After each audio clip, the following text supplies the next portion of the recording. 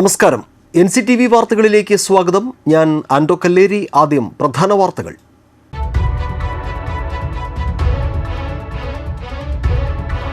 ബൈക്കിൽ പോവുകയായിരുന്ന ഫോറസ്റ്റ് വാച്ചറെ കാട്ടാന ഓടിപ്പിച്ചു. ജീവൻ രക്ഷപ്പെട്ടത് തലനാരിഴയ്ക്ക്.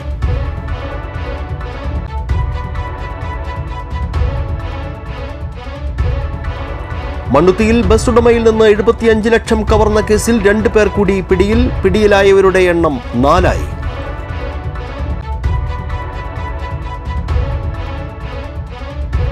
FSATO പുതുക്കാട് മേഖലാ കമ്മിറ്റിയുടെ നേതൃത്വത്തിൽ സംഘടിപ്പിക്കുന്ന പ്രചരണ കാൽനട ജാഥ പര്യടനം തുടരുന്നു.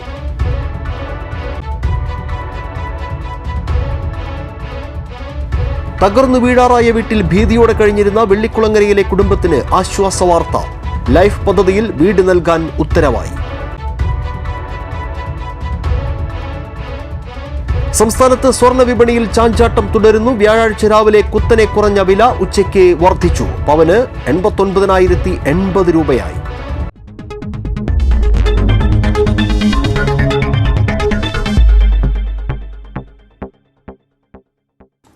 വിശദമായ വാർത്തകളിലേക്ക്.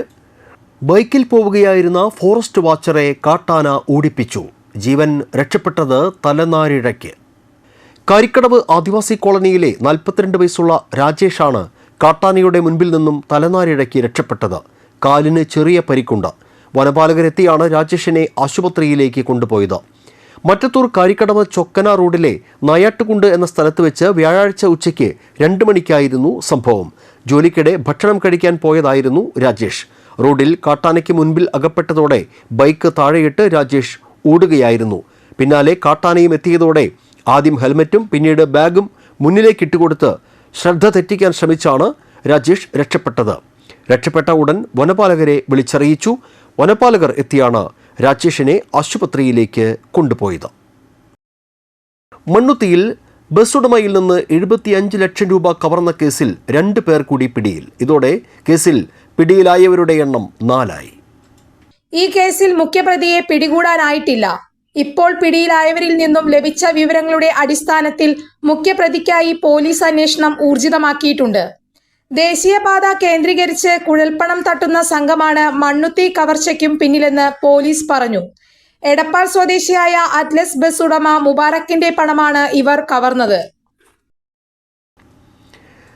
സംസ്ഥാന സർക്കാരിന്റെ ജനപക്ഷ നയങ്ങൾ ശക്തിപ്പെടുത്തുക, കേന്ദ്ര സർക്കാരിന്റെ ജനവിരുദ്ധ നയങ്ങൾ തിരുത്തുക, കേരളത്തെ തകർക്കുന്ന കേന്ദ്ര സർക്കാർ നടപടികൾ അവസാനിപ്പിക്കുക തുടങ്ങി മുദ്രാവാക്യങ്ങൾ ഉയർത്തി FSATO പുതുക്കാട് മേഖലാ കമ്മിറ്റിയുടെ നേതൃത്വത്തിൽ സംഘടിപ്പിക്കുന്ന പ്രചരണ കാൽനട ജാഥ തുടങ്ങി. NGO യൂണിയൻ സംസ്ഥാന കമ്മിറ്റി അംഗം A. നന്ദകുമാർ ക്യാപ്റ്റനായും KGOA സംസ്ഥാന കമ്മിറ്റി അംഗം doctor Suresh K. Damodaran vice ക്യാപ്റ്റനായും KSTA സംസ്ഥാന കമ്മിറ്റി അംഗം TM ലത മാനേജരായുമാണ് ജാഥ നയിക്കുന്നത്. കോടാലിയിൽ CITU ജില്ലാ പ്രസിഡന്റ് KK രാമചന്ദ്രൻ MLA ജാഥ ക്യാപ്റ്റൻ A. നന്ദകുമാറിന് പതാക കൈമാറി ഉദ്ഘാടനം ചെയ്തു. ഉദ്ഘാടന സംഘാടക സമിതി ചെയർമാൻ PK രാജൻ അധ്യക്ഷനായി. NGO യൂണിയൻ ജില്ലാ കമ്മിറ്റി അംഗം MB സലേഷ്, PC ഉമേഷ് എന്നിവർ പ്രസംഗിച്ചു. വെള്ളിയാഴ്ച രാവിലെ 9:30 വരന്തരപ്പിള്ളി പള്ളിക്കുന്നിൽ നിന്നും പര്യടനം ആരംഭിക്കുന്ന ജാഥ മണ്ണമ്പേട്ട, വട്ടണ്ണാത്ര, നായരങ്ങാടി എന്നീ കേന്ദ്രങ്ങളിൽ സ്വീകരണങ്ങൾ ഏറ്റുവാങ്ങി പകൽ 4:45 നെന്മണിക്കര പഞ്ചായത്ത് ഓഫീസ് പരിസരത്ത് സമാപിക്കും. ബെഫി മുൻ സംസ്ഥാന പ്രസിഡന്റ് T. നരേന്ദ്രൻ സമാപന സമ്മേളനം ഉദ്ഘാടനം ചെയ്യും. അവസരങ്ങൾ എടുക്കുകയാണ് കേന്ദ്ര ഗവൺമെന്റ്. നമ്മുടെ ആകാശത്തോടെ പോകുന്ന സ്പെക്ടറാണെങ്കിലും, തടാകങ്ങൾക്കടിയിലെ ധാതുക്കളാണെങ്കിലും, കൽക്കരി പാടങ്ങളാണെങ്കിലും, നമ്മുടെ സീ പോർട്ടുകളാണെങ്കിലും, എയർപോർട്ടുകളാണെങ്കിലും ഒക്കെ പൊതു ഉടമസ്ഥതയിലുള്ളതെല്ലാം തകർന്നു വീഴാറായ വീട്ടിൽ ഭീതിയോടെ കഴിഞ്ഞിരുന്ന കുടുംബത്തിന് ആശ്വാസ വാർത്തയെത്തി. ലൈഫ് പദ്ധതിയിൽ ഉൾപ്പെടുത്തി മുൻഗണനാക്രമത്തിൽ ഇവർക്ക് വീട് നിർമ്മിച്ചു നൽകുവാൻ ഉത്തരവായി. മറ്റത്തൂർ പഞ്ചായത്ത് 10ാം വാർഡിൽ വെള്ളാട്ട് മുരളീധരനും ഭാര്യ ബിജിയുമാണ് വർഷങ്ങളായി മേൽക്കൂര തകർന്ന വീട്ടിൽ കഴിയുന്നത്. ടാർപോളിൻ കൊണ്ട് മേൽക്കൂര മറച്ചു കെട്ടിയിരിക്കുകയാണ്. കഴുക്കോൽ, പട്ടിക എന്നിവയെല്ലാം ചിതലരിച്ചു കഴിഞ്ഞു. ഓടുകൾ തൂങ്ങി നിൽക്കുകയാണ്. കൂലിപ്പണിയെടുത്ത് കഴിയുന്ന കുടുംബത്തിന് സർക്കാരിന്റെ ആനുകൂല്യങ്ങളൊന്നും ലഭിച്ചിരുന്നില്ല. ഇത് സംബന്ധിച്ച് NCTV നേരത്തെ റിപ്പോർട്ട് ചെയ്തിരുന്നു. എല്ലാ വർഷവും പതിവായി അപേക്ഷ നൽകാറുണ്ടെങ്കിലും അധികൃതർ പരിഗണിക്കുന്നില്ലെന്നായിരുന്നു ഇവരുടെ പരാതി. 40 വർഷങ്ങൾക്ക് മുൻപ് നിർമ്മിച്ച വീടാണിത്. ഏത് നിമിഷവും നിലംപൊത്താവുന്ന നിലയിലുള്ള വീട് താമസയോഗ്യമല്ലാത്തതിനാൽ മകനും കുടുംബവും കുട്ടികളോടൊപ്പം ഇവിടെ നിന്ന് മാറി താമസിക്കുകയാണ്. ഇവരുടെ ആവശ്യം ന്യായമുള്ളതാണെന്നും പേടിയില്ലാതെ അന്തിയുറങ്ങാൻ ഇവർക്ക് സാഹചര്യം ഒരുക്കണമെന്നും NCTV വാർത്തയിലൂടെ അധികൃതരോട് ആവശ്യപ്പെട്ടിരുന്നു. അതേസമയം കോളനികളുടെ വികസനത്തിന് 60 വീടുകൾക്കായി 1 കോടി രൂപ ചിലവഴിച്ച ബ്ലോക്ക് പഞ്ചായത്തിന്റെ പദ്ധതിയിൽ നേരത്തെ ഇവർ ഉൾപ്പെട്ടിരുന്നതായും ആ ആനുകൂല്യം ലഭിച്ചതിനാലാണ് പുതിയ അപേക്ഷയിൽ ഇവർ പരിഗണിക്കപ്പെടാൻ വൈകുന്നതെന്നുമായിരുന്നു അധികൃതരുടെ മറുപടി. എന്നാൽ ബ്ലോക്ക് പഞ്ചായത്തിന്റെ പദ്ധതിയിൽ വീടിന്റെ അതിർത്തി കെട്ടി സംരക്ഷിക്കുന്ന പ്രവർത്തനം മാത്രമാണ് നടന്നതെന്നാണ് വീട്ടുകാർ പറഞ്ഞത്. ഇപ്പോൾ ഇവരുടെ അപേക്ഷ പരിഗണിച്ച് ലൈഫ് പദ്ധതിയിൽ ഉൾപ്പെടുത്തി പുതിയ വീടിന് അനുമതിയായതായി പഞ്ചായത്തിൽ നിന്നുള്ള ഉത്തരവ് ഇവർക്ക് ലഭിച്ചു.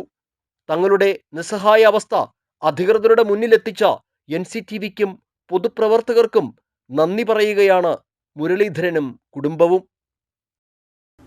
എൻ്റെ നാട് എൻ്റെ വോട്ട്.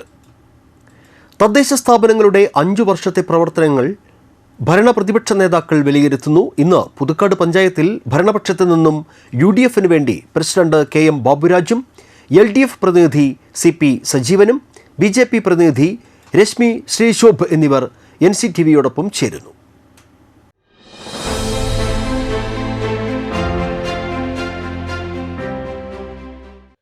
മുഴുവൻ മേഖലകളെയും വികസനത്തിലേക്ക് നയിക്കുന്ന പദ്ധതികൾ ആവിഷ്കരിക്കാൻ കഴിഞ്ഞ 5 വർഷക്കാലത്തെ ഭരണസമിതിക്ക് കഴിഞ്ഞതായി പുതുക്കാട് പഞ്ചായത്ത് പ്രസിഡന്റ് KK ബാബുരാജ് പറയുന്നു.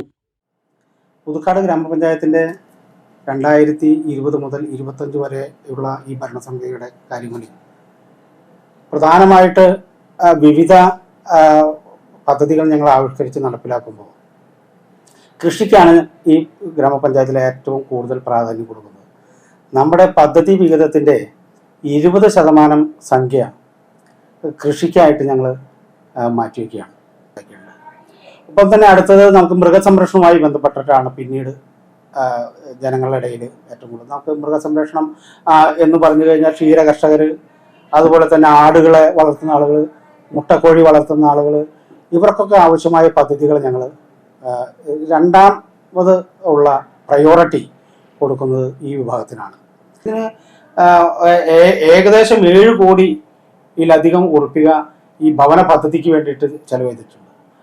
അങ്ങനെ ലൈഫ് പദ്ധതിയുമായി ബന്ധപ്പെട്ടും അത് മെർജ് ചെയ്തും ഗവൺമെൻറ്റിൽ നിന്നും സെൻട്രൽ ഗവൺമെൻറ്റിൽ നിന്നും ഒക്കെ നമുക്ക് ഇത്തരത്തിൽ കിട്ടാവുന്ന പദ്ധതികൾ PM പദ്ധതിയുമായിട്ട് ഇത്തരത്തിലുള്ള ബ്ലോക്ക് വഴിയിലുള്ള പദ്ധതികളുണ്ട്. അതുമായി ബന്ധപ്പെട്ടുള്ള പ്രവർത്തനമുണ്ട്. നമ്മൾ ഊന്നൽ കൊടുത്തുകൊണ്ടുള്ള പ്രവർത്തനമാണ് കഴിഞ്ഞ 5 കൊല്ലം. പിന്നെ സർക്കാർ കൊണ്ടുവന്നുള്ള അതിദാരിദ്ര്യ വിഭാഗത്തിൽപ്പെട്ടുള്ള ആളുകൾ വലിയ എണ്ണാവുന്ന ആളുകളെ ഈ പഞ്ചായത്തിൽ ആകെ 44 പേരാണ് ഇവിടെ നമ്മൾ സർവേ നടത്തി നമുക്ക് കണ്ടുപിടിക്കപ്പെടാൻ സാധിച്ചുള്ളൂ. പക്ഷെ അവർക്ക് ആവശ്യമായ ക്ഷേമ പ്രവർത്തനങ്ങൾക്കും അതുപോലെ അസിസ്റ്റൻസും സഹായങ്ങളൊക്കെ കൊടുത്തപ്പോൾ അതെല്ലാം വന്ന് സമ്പൂർണ്ണ അതിദാരിദ്ര്യം എല്ലാവരും നീക്കപ്പെടാൻ പറ്റുന്ന രീതിയിലേക്ക് പ്രത്യേകമായി ഊന്നൽ നൽകിക്കൊണ്ട് അവരെ എന്നെല്ലാം അതിദാരിദ്ര്യത്തിൽ നിന്ന് മുക്തമാക്കാൻ പഞ്ചായത്തിന് ഇപ്പോൾ സാധിച്ചു എന്നുള്ളതൊരു വലിയ ചാരിതാർത്ഥ്യത്തോടു കൂടിയാണ് ഞങ്ങൾ നിൽക്കുന്നത്. 200ഓളം റോഡുകളാണ് പഞ്ചായത്തിനോ ഇവിടെ ഗ്രാമീണ മേഖലയിലുള്ള വലുതുമായിട്ടുള്ള റോഡുകൾ. അത്തരം റോഡുകൾ എല്ലാ വർഷവും സഞ്ചാരയോഗ്യമാക്കുന്നതിന് ആവശ്യമായ മെയിൻ്റനൻസ് ഗ്രാൻഡ് ഉപയോഗിച്ചുകൊണ്ട് അതിൻ്റെ നവീകരണം നടത്താനും ഒപ്പം തന്നെ പുതിയ 100 റോഡുകൾ സെൻട്രൽ ഗവൺമെൻറ്റിൻ്റെ ഫൈനാൻഷ്യൽ എയ്ഡ് നമുക്ക് കിട്ടുന്നുണ്ട്. ആ ഫൈനാൻഷ്യൽ എയ്ഡിൽ നിന്ന് ഉള്ള CFC ഫണ്ട് ഉപയോഗിച്ചുകൊണ്ടുള്ള ഓരോ വാർഡിലും ഓരോ വർഷവും 3-4 റോഡ് വെച്ച് ഈ 5 വർഷം നമുക്ക് ചെയ്യാനായിട്ട്. അതേസമയം സംസ്ഥാന സർക്കാരിന്റെ പ്രവർത്തനങ്ങളുടെ തുടർ പ്രക്രിയ മാത്രമാണ് പഞ്ചായത്തിൽ നടന്നതെന്നാണ് LDF പ്രതിനിധി CP സജീവന്റെ വാദം. പുതുക്കാട് പഞ്ചായത്തിൻ്റെ ഒരു തനത് വികസന പ്രവർത്തനം എന്ന് പറഞ്ഞാൽ ഒന്നും ഇല്ല. പുതുക്കാടിൻ്റെ കയ്യൊപ്പ് ചാർത്താവുന്ന ഒരു തനത് വികസന പ്രവർത്തനം ഈ 5 വർഷമായിട്ട് വേറെ യാതൊന്നും നടന്നിട്ടില്ല. സംസ്ഥാന ഗവൺമെൻറ്റിൻ്റെ ഒരു വികസന പ്രവർത്തനത്തിൻ്റെ തുടർ പ്രക്രിയ മാത്രമാണ് പുതുക്കാട് ഗ്രാമപഞ്ചായത്തിൽ ഈ 5 വർഷം നടത്തിയിട്ടുള്ളൂ. അതും കഴിഞ്ഞ ഭരണസമിതി തുടങ്ങി വയ്ക്കുകയും അത് ചിലത് പൂർത്തീകരിക്കുകയും അതിൻ്റെ ഒരു തുടർ പ്രക്രിയ എന്നുള്ളത് മാത്രമാണ് ഈ പുതുക്കാട് ഗ്രാമപഞ്ചായത്തിൽ നടത്തിയിട്ടുള്ളത്. ജലജീവൻ പൈപ്പ് മാറ്റുന്നതിന് വേണ്ടി പല വാർഡുകളിലും പൈപ്പ് മാറ്റുന്നതിന് വേണ്ടി റോഡ് പൊളിച്ചിടുകയും അത് പൊളിച്ചിട്ടതിന് ശേഷം പൈപ്പ് സ്ഥാപിച്ചിട്ട് ഇതുവരെ ടാർ ചെയ്യിക്കാൻ, അത് മെയിൻ്റെനൻസ് ചെയ്യിക്കാൻ പുതുക്കാട് പഞ്ചായത്തിൻ്റെ പ്രസിഡന്റ് എന്ന നിലയ്ക്കോ ഭരണസമിതി എന്ന നിലയ്ക്കോ ജലജീവൻ്റെ ആളുകളെ വിളിച്ചു കൂട്ടി വളരെ കർശനമായ ഒരു ഇത് വെച്ചിട്ട് അത് പരിഹരിക്കാൻ ഇതുവരെ കഴിഞ്ഞിട്ടില്ല. ഇവിടെ പ്രതിപക്ഷം എന്ന നിലയ്ക്ക് ഞങ്ങൾ ചില സമരത്തിന് ചെയ്തതിൻ്റെ ഭാഗമായി ചില വാർഡുകളിൽ ആ ജലജീവൻ്റെ പ്രവർത്തനം നടത്തി എന്നതിന് മാത്രമേ ഉള്ളൂ. അതുപോലെ കാർഷിക ആവശ്യത്തിന് വേണ്ടി ഇവിടെ പുതുക്കാട് പഞ്ചായത്തിൻ്റെ ഏറ്റവും വലിയ ഒരു പാടശേഖരമാണ് വിഞ്ഞാപ്പാടം എന്ന് പറയുന്ന പാടശേഖരം. പുതുക്കാട് പഞ്ചായത്തിൻ്റെ ഒരു നെല്ലറയാണ്. ആ കൃഷിയുടെ ആവശ്യത്തിന് വേണ്ടി പുതുക്കാട് പഞ്ചായത്ത് ഒരുപാട് കാലമായിട്ട് അവിടെ ഒരു സ്ലൂയിസ് സംവിധാനം തകർന്നു കിടക്കുകയും അത് പുനർസ്ഥാപിക്കുന്നതിന് വേണ്ടി പുതുക്കാട് പഞ്ചായത്തിൻ്റെ ഫണ്ട് ഉപയോഗിച്ച് നിർമ്മിക്കണമെന്ന് പലതവണ ആവശ്യപ്പെട്ടിട്ട് പോലും അത് ഇപ്പോഴും പാതി വഴിക്ക് അയക്കാണ്. ഇതുവരെ അതിനുവേണ്ടി ഒരു പൈസ പോലും ചെലവഴിക്കാൻ അവർക്ക് കഴിഞ്ഞിട്ടില്ല.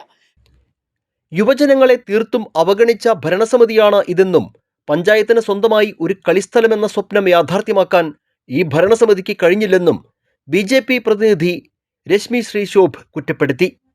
മറ്റു പഞ്ചായത്തുകളെ വെച്ച് കമ്പയർ ചെയ്യുകയാണെങ്കിൽ ഒരു ബിലോ ആവറേജ് പ്രവർത്തനങ്ങളാണ് നിലവിൽ പഞ്ചായത്ത് ചെയ്യാൻ സാധിച്ചിട്ടുള്ളൂ. പിന്നെ ഒരുപാട് കാര്യങ്ങൾ ഇനിയും ചെയ്യാനുണ്ട്. യുവജനങ്ങളെ സംബന്ധിച്ചിടത്തോളം കുട്ടികൾക്ക് വേണ്ടിയിട്ട് ഒരു കളിസ്ഥലം ഒരുക്കാൻ പഞ്ചായത്തിന് സാധിച്ചിട്ടില്ല എന്നത് വലിയൊരു പോരായ്മ തന്നെയാണ്. കാരണം ഒട്ടനവധി കായിക പ്രതിഭകൾ പുതുക്കാട് ഇന്നുണ്ട് നിലവിൽ. അവരെ വളർത്തിക്കൊണ്ടുവരാനുള്ള ഒരു സാഹചര്യം പഞ്ചായത്ത് പലതവണ നമ്മൾ ചൂണ്ടിക്കാണിച്ചു കൊടുത്തിട്ടും അത് ഭരണസമിതി ഭരണപക്ഷ അംഗങ്ങൾ അതിന് സമ്മതം തന്നില്ല എന്നതാണ് വാസ്തവം. നമുക്ക് പഞ്ചായത്തിൻ്റെതായ തന്നെ 1 ഏക്കറോളം വരുന്ന സ്ഥലം നമ്മുടെ ചുറ്റുവട്ടത്ത് തന്നെ ഉണ്ട്. അത് പലതവണ ചൂണ്ടിക്കാണിച്ച് നമുക്ക് അവിടെ കുട്ടികൾക്ക് വേണ്ടിയിട്ടൊരു ഗ്രൗണ്ട് കൊണ്ടുവരാനും അതിനുവേണ്ടി ഫണ്ട് തരാൻ വരെ PT ഉഷ MP തയ്യാറായി വന്നിട്ടുള്ളതാണ്. ആ സാഹചര്യത്തിൽ വരെ അത് പ്രാവർത്തികമാക്കാൻ പഞ്ചായത്ത് ഭരണസമിതിക്ക് കഴിഞ്ഞിട്ടില്ല. അതൊരു വലിയ പോരായ്മ തന്നെയാണ്.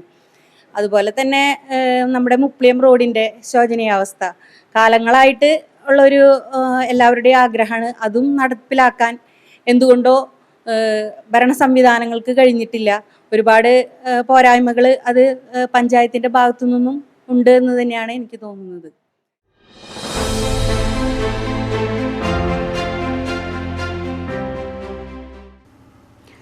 സംസ്ഥാനത്ത് സ്വർണ്ണ വിപണിയിൽ ചാഞ്ചാട്ടം തുടരുന്നു. വ്യാഴാഴ്ച രാവിലെ കുത്തനെ കുറഞ്ഞ വില ഉച്ചയ്ക്ക് വർദ്ധിച്ചു. ഗ്രാമിന് 90 രൂപയാണ് ഉച്ചയ്ക്ക് വർദ്ധിച്ചത്. ഇതോടെ 11,135 രൂപയായി. പവന് 720 രൂപ വർദ്ധിച്ച് 89,080 രൂപയുമായി.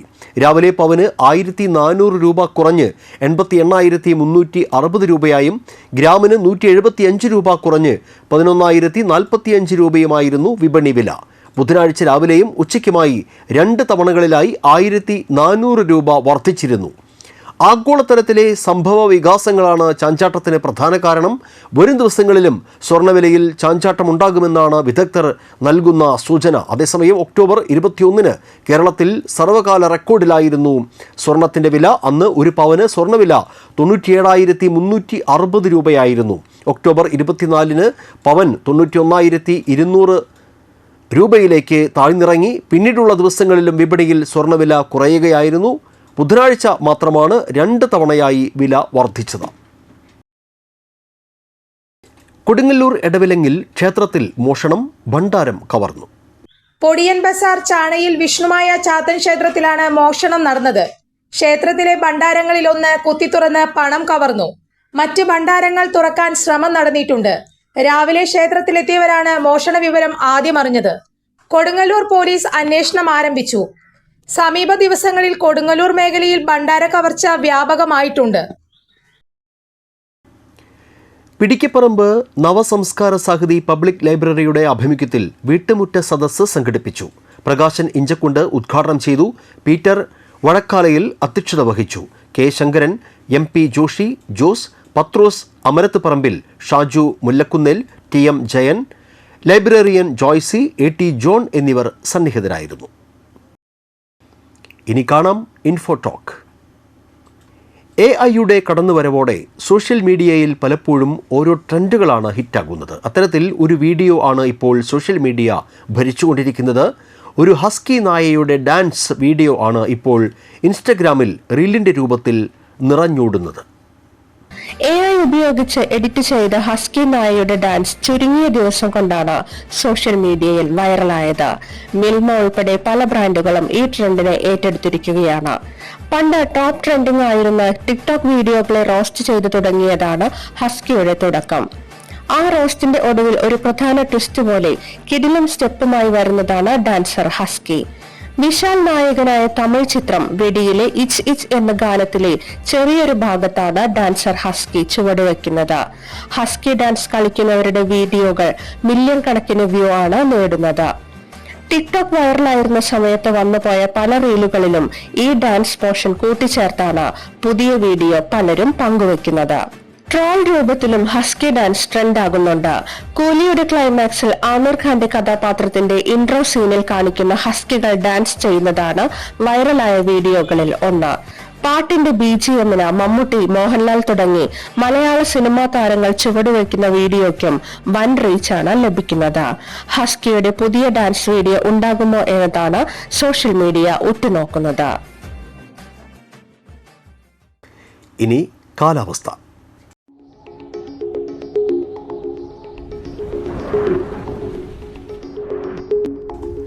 കൂടിയ താപനില 31 ഡിഗ്രി സെൽഷ്യസ്, കുറഞ്ഞ താപനില 24 ഡിഗ്രി സെൽഷ്യസ്. അളഗപ്പനഗർ ഗ്രാമപഞ്ചായത്ത് കുടുംബാരോഗ്യ കേന്ദ്രത്തിൽ ലാബ് ടെക്നീഷ്യന്റെ ഒഴിവുണ്ട്. യോഗ്യത അംഗീകൃത സർവകലാശാലയിൽ നിന്ന് നേടിയ DMLT, അംഗീകൃത DME അല്ലെങ്കിൽ അംഗീകൃത യൂണിവേഴ്സിറ്റിയിൽ നിന്നുമുള്ള BSc, MLT, Kerala paramedical council അംഗത്വം, രജിസ്ട്രേഷൻ നിർബന്ധം. Kerala state council for clinical establishment അംഗീകൃത ലബോറട്ടറിയിൽ കുറഞ്ഞത് 1 വർഷത്തെ പ്രവൃത്തി പരിചയമുണ്ടായിരിക്കണം. യോഗ്യരായ ഉദ്യോഗാർത്ഥികൾ നവംബർ 3 രാവിലെ 11 മണിക്ക് അളഗപ്പനഗർ കുടുംബാരോഗ്യ കേന്ദ്രം ഓഫീസിൽ വെച്ച് ഇൻ്റർവ്യൂവിൽ പങ്കെടുക്കുക. ചാലക്കുടി കൃഷ്ണ ജ്വല്ലറിയിൽ ഇന്നത്തെ സ്വർണ്ണവില. സ്വർണ്ണവില നിങ്ങൾക്കായി സമർപ്പിക്കുന്നത് അപ്പസ്വർണം ആഡംബരവുമാണ്, സമ്പാദ്യവുമാണ്. സ്വർണം കയ്യിലുണ്ടേ അതൊരു ധൈര്യവുമാണ്. Krishna jewellery golden diamonds, Chalakudy. ഹൃദയങ്ങൾ കീഴടക്കിയ വിശ്വാസം. സ്വർണം ഗ്രാമിന് 11,135 രൂപ, പവന് 89,080 രൂപ. പ്രധാന വാർത്തകൾ വീണ്ടും.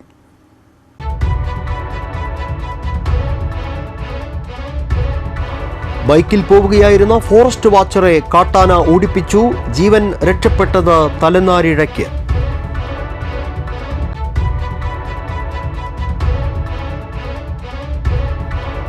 മണ്ണുത്തിയിൽ ബസ് ഉടമയിൽ നിന്ന് 75 ലക്ഷം കവർന്ന കേസിൽ 2 പേർ കൂടി പിടിയിൽ. പിടിയിലായവരുടെ എണ്ണം 4 ആയി.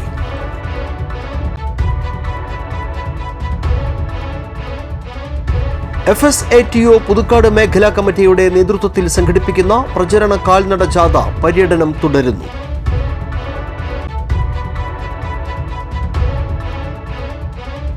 തകർന്നു വീഴാറായ വീട്ടിൽ ഭീതിയോടെ കഴിഞ്ഞിരുന്ന വെള്ളിക്കുളങ്ങരയിലെ കുടുംബത്തിന് ആശ്വാസവാർത്ത. ലൈഫ് പദ്ധതിയിൽ വീട് നൽകാൻ ഉത്തരവായി. സംസ്ഥാനത്ത് സ്വർണ്ണ വിപണിയിൽ ചാഞ്ചാട്ടം തുടരുന്നു. വ്യാഴാഴ്ച രാവിലെ കുത്തനെ കുറഞ്ഞ വില ഉച്ചയ്ക്ക് വർദ്ധിച്ചു. പവന് 89,080 രൂപയായി.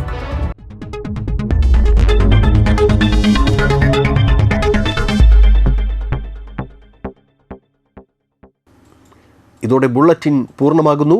പുതുക്കാട് മേഖലയിലെ പ്രധാന സംഭവങ്ങളുടെ വാർത്താ ക്ലിപ്പുകളും ഡെയിലി ന്യൂസും NCTV ന്യൂസ് എന്ന യൂട്യൂബ് ചാനലിൽ ലഭ്യമാണ്. ന്യൂസ് ബുള്ളറ്റിൻ എല്ലാ ദിവസവും രാത്രി 9 മുതൽ യൂട്യൂബിൽ ലഭ്യമാണ്. വാർത്തകൾക്കും അപ്ഡേറ്റുകൾക്കും nctvnews.com എന്ന വെബ്സൈറ്റും NCTV ന്യൂസ് എന്ന ഇൻസ്റ്റഗ്രാം പേജും ഫോളോ ചെയ്യുക. പുതുക്കാട് നിയോജക മണ്ഡലം, കൊടകര ബ്ലോക്ക് പഞ്ചായത്ത് പരിധികളിലെ സമഗ്ര വാർത്തകൾ അറിയാൻ NCTV ന്യൂസ് എന്ന യൂട്യൂബ് ചാനൽ സബ്സ്ക്രൈബ് ചെയ്യുക. നമസ്കാരം.